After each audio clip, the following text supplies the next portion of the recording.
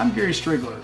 Pocket hole joinery has completely changed the way that we've worked over the years. It's a great way of joining wood together, but there's one drawback, and that is sometimes you have to fill in that hole with a plug like this. Well, that plug's never going to be perfectly flush, and so you have to sand it off.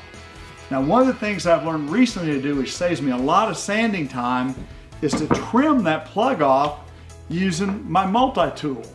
Now, one of the things I like about this particular multi-tool is the trigger is right where I can get a hold of it and grip it while I'm working, and it's variable speed so I can ease my way into the cut, and the work light really helps me be able to see exactly where I'm cutting. This takes a little bit of practice, but boy, once you learn how to do it, you can save yourself a bunch of time trimming off these plugs. First thing I'm going to do is clamp the door to this board.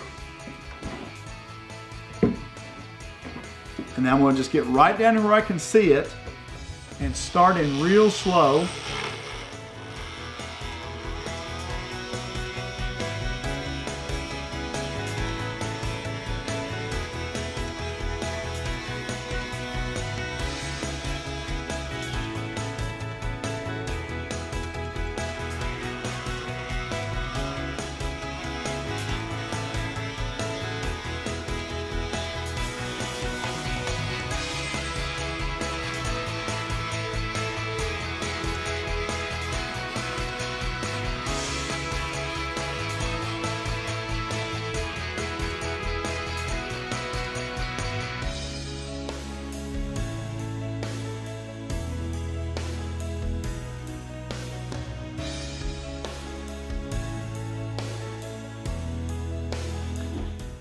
Now all I need to do is come in with a random orbit sander, slick those up, and I'll be ready to move on to the next door.